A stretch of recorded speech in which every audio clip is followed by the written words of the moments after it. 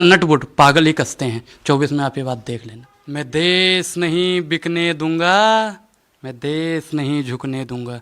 देश भी बिक रहा है, देश भी झुक रहा है। अमन बेच देंगे, चमन बेच देंगे, और पत्रकार जितने भी हैं अगर सत्ता की दलाली करते रहे तो एक दिन ये वतन बेच देंगे। और 25 साल बाद जब मैं रिटायर होता, आके यूँ दरवाजे के सामने खड़ा हो जाता, मोदी जी निकलते, सर सर आरक्षण मिले ना मिले, रहे ना रहे, उससे कोई मतलब नहीं, क्योंकि ये रहेंगे तो कुछ नहीं रहेगा। बाकी कुछ चटुकार हैं, कहते हैं क्या कीमत है तुम्हारी, कीमत बताओ। अरे हम कोई वैश्य हैं जो बिकने वाले हैं? और ये बीजेपी के समर्थक नहीं है, बीजेपी वाले भाजपा ही नहीं है, दंगाई हैं जो धमकियां देते हैं। साधु मतलब जानते हो क्या होता है? साधु बोले साधना और संत बोले शांत। किसी भी हद तक गिर सकते हैं, ये मैं दावे के साथ कह सकता हूँ। ये यात्रा किसी ना किसी प्रकार भंग करने का काम अगर कोई कर रहा है तो भारतीय जनता पार्टी कर रही है। मेरे साथ सोशल मीडिया स्टार, इस देश में विपक्ष की आवाज अनुराग ओझा हैं। सोचिए, लगभग 100 मिलियन लोगों ने अनुराग को, एक मामूली सा मैंने इंटरव्यू किया था जंतर मंतर पर, अनुराग ने उसमें सरकार से कुछ सवाल पूछे थे। पठान से मामला शुरू हुआ था, मीडिया पर और महंगाई पर बात हुई थी। राहुल गांधी भारत जोड़ो यात्रा कर रहे हैं, उसको लेकर हुआ था। प्रधानमंत्री से मैं अनुराग के बारे में बता दूं, अनुराग ओझा ब्राह्मण समाज से आते हैं, पढ़े लिखे हैं। ग्रेजुएशन कर रहे हैं अनुराग? ग्रेजुएशन कर रहा हूँ। कर रहे हैं, बिल्कुल। पिताजी क्या करते हैं? वो सिलेंडर सप्लाई का काम करते हैं। गरीब परिवार से हैं। बिल्कुल। लगभग 100 मिलियन लोगों ने अनुराग से अपनी सहमति जताई है। इनके समर्थन में इस देश के 100 मिलियन लोगों ने, 100 मिलियन कह रहा हूं मैं, 100 मिलियन लोगों ने ट्वीट किया है कि अनुराग ने सरकार से सही सवाल पूछा है। अनुराग, पूरे देश, पूरी दुनिया में आपको लोग जान गए हैं। आपको किस तरह से डराया धमकाया गया? जो डराया धमकाया गया, अब उनकी देखो, आपकी वीडियो चली रही है, अब मुझे किसी से डर नहीं है। अगर कुछ हो भी जाता है नेकी के रास्ते पे चलते चलते, तो हमें और हमारे घर वालों को गर्व होगा कि मेरा बच्चा शहीद हुआ है, कायर की मौत नहीं मरा है।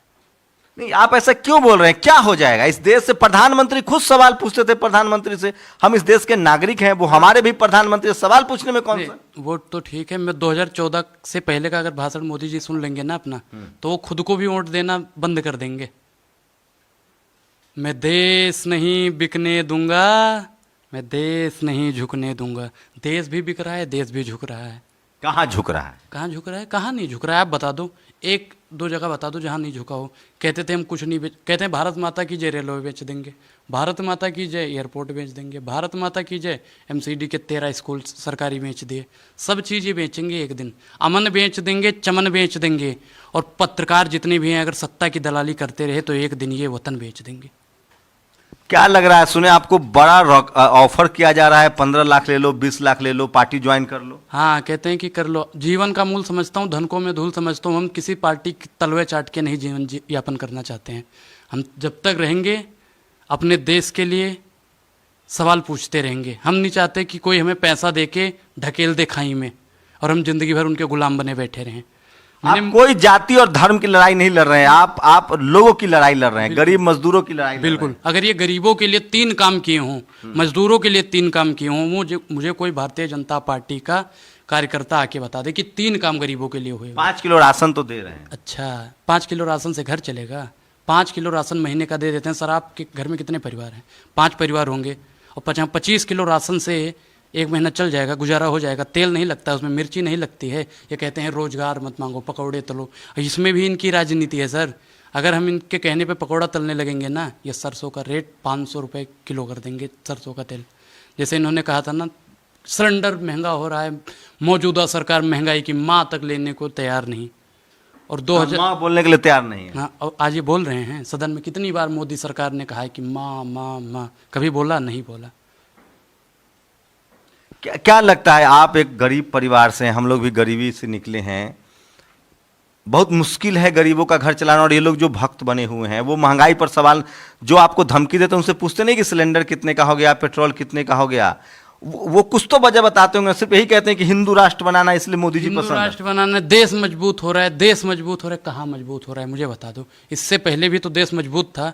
ये कहते हैं कि ये युद्ध हो रहा है, चीन भाग रहा है, आपके पाकिस्तान भाग रहा है। 71 में भी तो युद्ध हुआ था, 65 में भी हुआ, 99 में भी हुआ, 47 में भी हुआ। तब क्या गुल्ली डंडा खेल के जीते थे?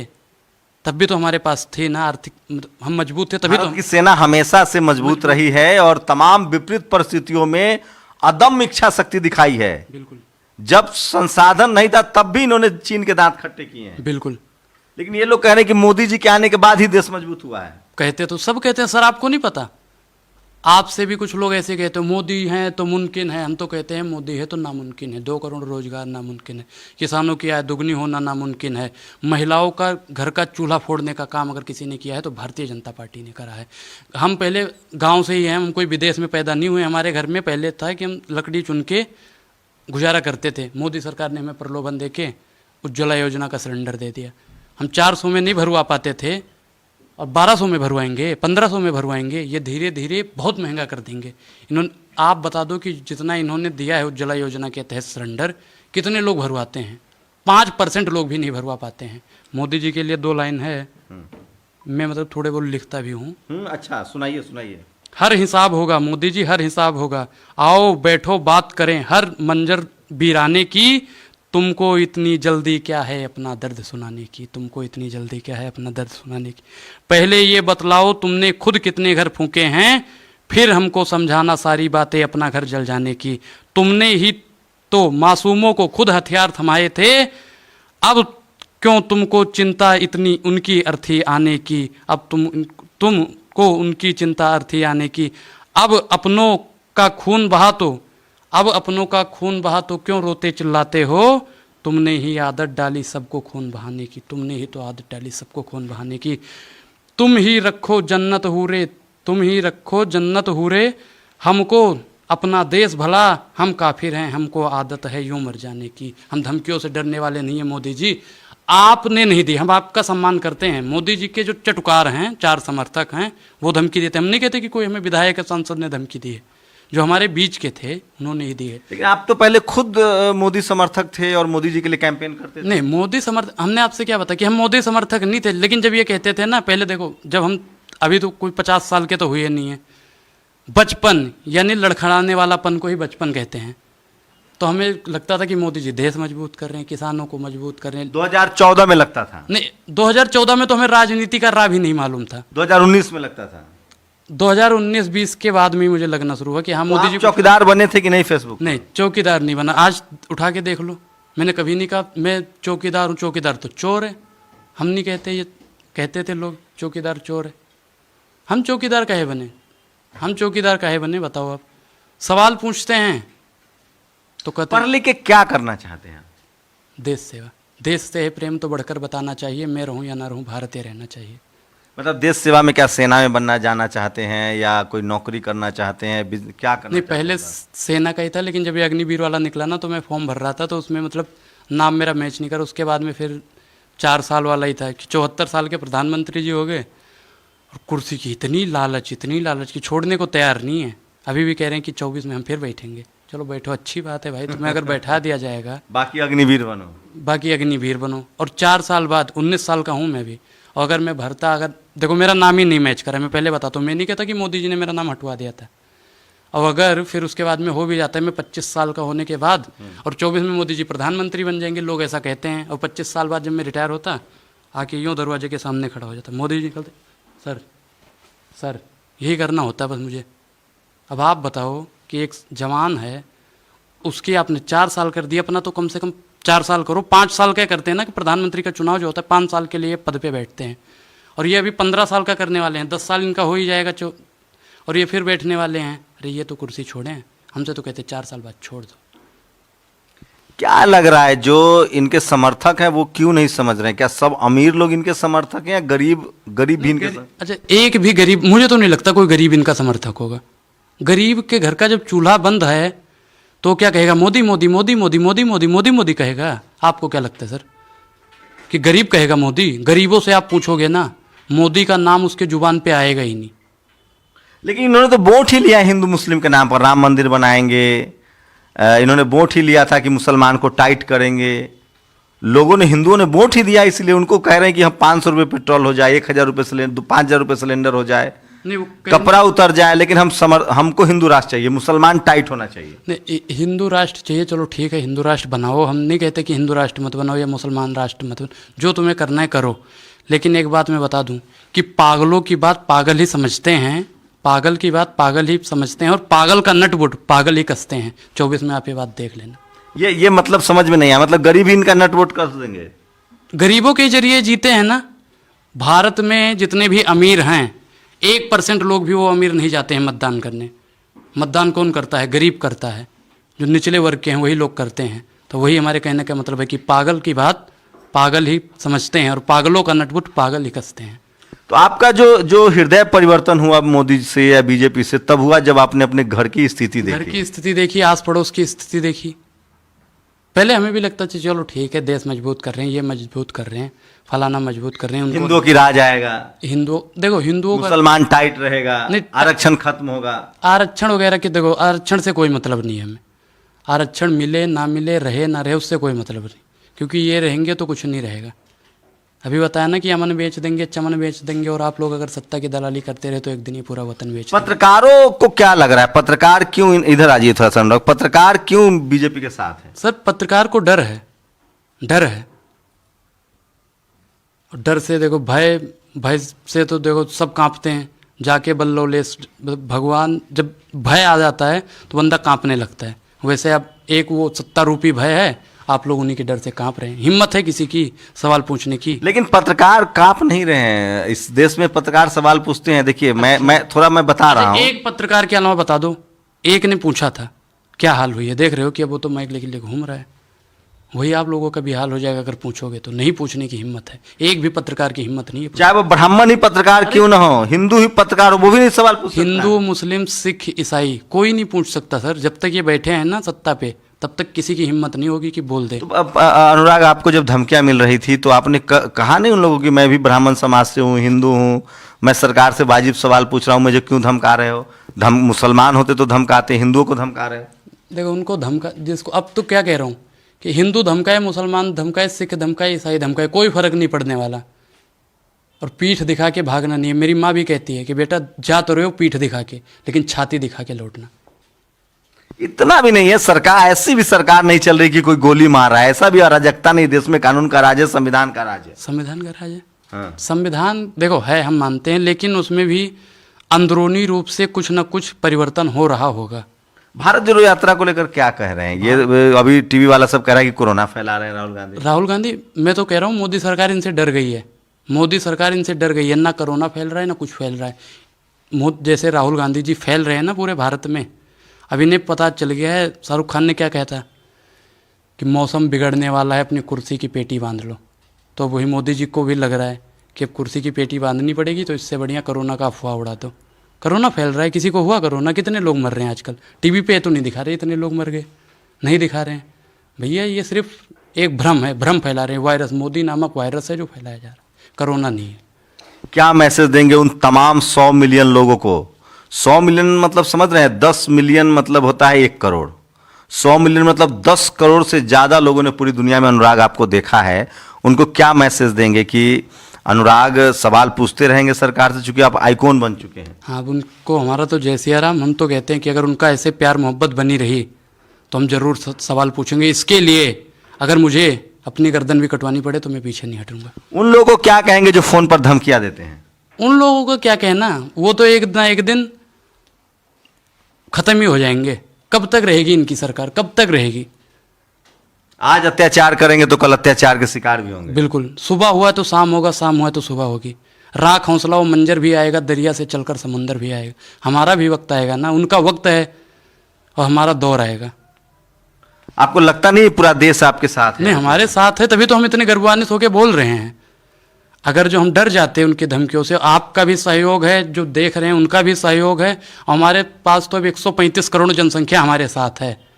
कमेंट भी ऐसे आ रहे हैं कि हम आपके साथ हैं, डरो मत, नंबर अपना दो। नंबर तो हम दे नहीं रहे हैं अभी फिलहाल, लेकिन आप चाहे तो आपके घर में पैसों की अंबार लग जाएगी। आप करोड़ों रुपया चंदा देने के लिए तैयार है समाज। ठीक है, उनका जैसे देखो, जब जरूरत होगी देश के लिए, हम अपना पेट भरने के लिए, झोली भरने के लिए पैसा नहीं लेंगे। बाकी कुछ चटुकार हैं, कहते हैं क्या कीमत है तुम्हारी, कीमत बताओ। अरे हम कोई वेश्या हैं जो बिकने वाले हैं? बिकने वाले हैं? अरे तुम पत्रकार खरीद सकते हो, इंसानियत को नहीं खरीद सकते हो। पत्रकार बिका हुआ है। पत्रकार बिका हुआ है, आप नहीं बिके हुए हो। कभी आपने महंगाई, बेरोजगारी, भूखमरी पे सवाल पूछा? नहीं, कुछ डर लगता है। डर लगता है ना। आप बिक सकते हो, हम नहीं बिक सकते। तो आप इतना हिम्मत कहाँ से लाते हैं? सरकार से टकरा रहे हैं, सरकार से सवाल पूछ रहे हैं। सर सवाल तो हम पूछते रहेंगे, अभी क्या बताए कि इनकी 4 दिन धमकियां आती रहेंगी। अभी मुझे तो लगता है कल से फिर धमकियां आनी शुरू। फिर गए नेशनल दस्तक पे, फिर गए शंभू के चैनल पे, बिल में बोल रहे हो। हम तो कहते हैं भैया भरी बाजार में बोलेंगे, भरी बाजार में बोलेंगे। तख्त बदल देंगे, ताकत बदल देंगे, भूगोल के साथ साथ पूरा इतिहास बदल देंगे। रोक देंगे सिंधु नदी का पानी, त्राह त्राह मच जाएगा। और 24 में मोदी को जिताने के बाप तुम्हारा आएगा। ये भूगोल देश का बदल देंगे आप? सब बीजेपी का भूगोल बदल देंगे? बीजेपी का ही बदलेंगे भैया। देखो देश का भूगोल कह रहे हैं। बीजेपी का जो इनके चाटुकारों ने अपना एक मैप बना रखा है कि इतने तक बीजेपी है। बीजेपी वैसे कहीं नहीं है। और ये बीजेपी के समर्थक नहीं है, बीजेपी वाले भाजपा ही नहीं है, दंगाई हैं जो धमकियां देते हैं। अच्छा, ये भाजपाई भी नहीं है? मुझे नहीं लगता। अच्छा, भाजपाई कोई धमकी देगा? मैं तो कहता हूँ कि हम जहाँ रहते हैं वहाँ का पार्षद जो है बीजेपी का है। और पार्षद मुझे मतलब 2-3 दिन में एक आध बार मिल भी जाता है। और उसने देखा भी है, मेरी वीडियो उसने देखी भी है। पार्षद ने मुझसे कहा कि अनुराग, तुम्हारा नाम अनुराग है, तुम अयोध्या के हो, नेशनल दस्तक पे और एक मतलब DS4 पे तुम्हारी वीडियो देखी है। मैंने कहा अच्छा। तो कह रहे कि मोदी सरकार से क्या दिक्कत है? मैंने कहा मोदी सरकार से मुझसे क्या पूछते हो, और लोगों से पूछो, उनसे पूछो क्या दिक्कत है। तो उन्होंने भाजपाई भी नहीं है, दंगाई है। बिल्कुल, सब कह रहे हैं कि ये भाजपाई है। नहीं, मैं नहीं कहता भाजपाई कभी धमकियां नहीं देंगे, या दंगाई हो सकते हैं। कुछ लोग कहते हैं कि थिएटर फूंक देंगे, पठान पे भी बातचीत कर लें। अब हम साधु मतलब जानते हो क्या होता है? साधु बोले साधना और संत बोले शांत। अब साधु महात्मा कहेंगे कि हम थिएटर फूंक देंगे। वो तो क्या बोलो, शाहरुख खान के कह रहा है कि वो जलाकर राख कर दूंगा। एक अयोध्या का संत कह रहा है, परमहंस कह रहे होंगे। मैंने अभी क्या बताया? साधु बोले साधना और संत बोले शांत।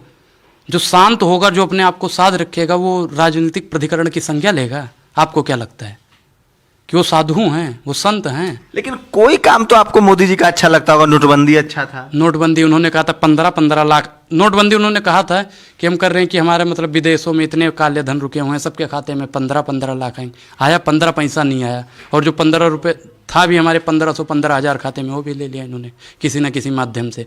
GST बढ़ गया है। GST बढ़ गया है। एक नमक पे टैक्स लगा था, गांधी जी ने आंदोलन कर दिया। और दूध, दही, रबड़ी, मक्खन, हर चीज़ पे टैक्स लगा हुआ है। ये चटुकार फिर भी बोलने को तैयार नहीं है, बोलने को तैयार नहीं है। आप जैसे पत्रकार भी बोलने को जब तैयार नहीं है। कोरोना में उन्होंने बढ़िया काम किया था, ताली बजवाया, थाली बजवाया, लोग पैदल घरों के गए। हाँ, यही करेंगे। मैं क्या कह रहा हूँ, ये भी इनका एक जरिया है। ये राहुल गांधी की यात्रा को रोकने के लिए किसी भी हद तक गिर सकते हैं, ये मैं दावे के साथ कह सकता हूँ। ये यात्रा किसी ना किसी प्रकार भंग करने का काम अगर कोई कर रहा है तो भारतीय जनता पार्टी कर रही है। लेकिन मीडिया वाला कह रहा है, मीडिया थोड़ी भारतीय जनता पार्टी, मीडिया वाला कह रहा है। मीडिया तो दलाली करता है भैया। मीडिया भारतीय जनता सत्ता की दलाल। ये आपको माइक मिला है पत्रकारिता करने के लिए, भारतीय जनता पार्टी की दलाली करने के लिए नहीं मिला है। लेकिन भारतीय जनता पार्टी की दलाली या मोदी जी की दलाली? नहीं, हम क्या करें? मोदी जी देखो, मोदी आज हैं कल नहीं रहेंगे।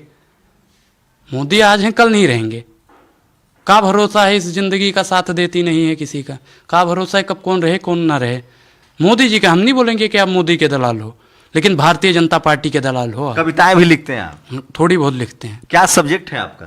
मैं तो पॉलिटिकल ऑनर्स से अभी BA कर रहा हूँ और ITI कर रहा हूँ। दिल्ली यूनिवर्सिटी से? जी, इग्नू से। इग्नू से? क्या करना चाहते हैं पढ़ लिख कर? पढ़ लिख कर बताया तो देश सेवा, समाज सेवा। सोचिए इस युवक के शब्दों में कितनी गहराई है, कितना दर्द है और कितनी सच्चाई है। कितनी गहराई है, कितना दर्द है, कितनी सच्चाई है कि अब तक 100 मिलियन से ज्यादा लोगों ने देखा है।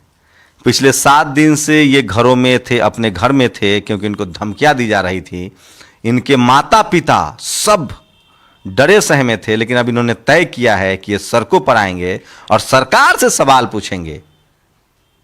और इन्होंने एक बड़ी बात कही है, जो इनको धमकी दे रहे हैं वो दरअसल भाजपाई नहीं, दंगाई हैं। टीवी अखबार वाले डरे हुए हैं। सोचिए, ये बात तो जज कह रहा है, ये बात तो सुप्रीम कोर्ट का चीफ जस्टिस कह रहा है, रिटायर्ड जज कह रहे हैं, पूरा देश कह रहा है कि मीडिया ने सवाल पूछना बंद कर दिया है।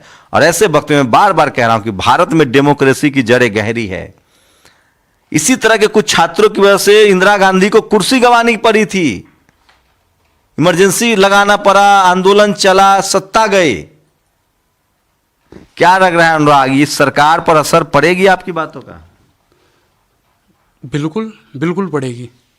अभी आपने इंदिरा गांधी जी को याद दिलाया, छात्र आंदोलन हुआ था और उन पे भी बेरोजगारी, महंगाई, भ्रष्टाचार सब था, हैं? वो भी राष्ट्रवाद कर रही थी उस समय। नहीं, देखो जो कर रही होंगी ठीक है, लेकिन छात्रों ने आंदोलन छेड़ा, बेरोजगारी, महंगाई, रोजगार वो भी नहीं, मतलब रोजगार उनके भी ज़माने में थोड़ा कम था, सबके ज़माने में कम रहता है, लेकिन महंगाई आसमान छू जाए वो भारतीय जनता पार्टी है। महंगाई जो आसमान में छुआ दे वो सिर्फ भाजपा है बस। तो ये अनुराग है। अगर आपको इनकी बातों की सच्चाई, गहराई और दर्द से नाता है, आपको लगता है कि ये आम भारत की बात कह रहे हैं, आम भारतीय की बात कह रहे हैं, आम लोगों की बात कह रहे हैं, तो इस वीडियो को शेयर कीजिए, कमेंट कीजिए और अनुराग के साथ अपनी सॉलिडारिटी दिखाइए। मैं इस बात से एक पत्रकार के तौर पे सहमत हूं कि जो टेलीविजन अखबार है उसने सवाल पूछना बंद कर दिया है, लेकिन उसकी वजह जो अनुराग कह रहे हैं मैं उससे सहमत नहीं हूं। अनुराग को लगता है कि ये इसकी वजह है डर या पैसा। सच्चाई ये है कि जो टीवी अखबार इस देश के तमाम सिस्टम पर जो जाति विशेष के लोग बैठे हुए हैं, उनकी आइडियोलॉजी मैच करती है बीजेपी और आरएसएस से, और गिने चुने बिरले सवर्ण समाज से अनुराग जैसे लोग हैं जो बिना किसी लोभ लालच के, बिना किसी पार्टी की वजह से समाज के लिए, देश के लिए, चूंकि अनुराग गरीब घर में पैदा हुए हैं, गरीबी दे झेल रहे हैं, इनके पिताजी रोज कमाने खाने वाले जैसे हम लोग हैं, इसलिए उस दर्द को झेला है और अब वो उससे आगे निकल रहे और ये चाहते हैं कि ये मुल्क मजबूत बने, ये देश मजबूत बने और यहाँ सबको बेहतर जिंदगी मिले। क्या देंगे आप अनुराग का साथ? क्या कहेंगे उन धमकी देने वालों को? क्या अनुराग को डटे रहना चाहिए, अपनी आवाज उठाती रहनी चाहिए? आपकी प्रतिक्रिया बहुत जरूरी है। कैमरामैन आशीष के साथ शंभू कुमार सिंह, नेशनल दस्तक,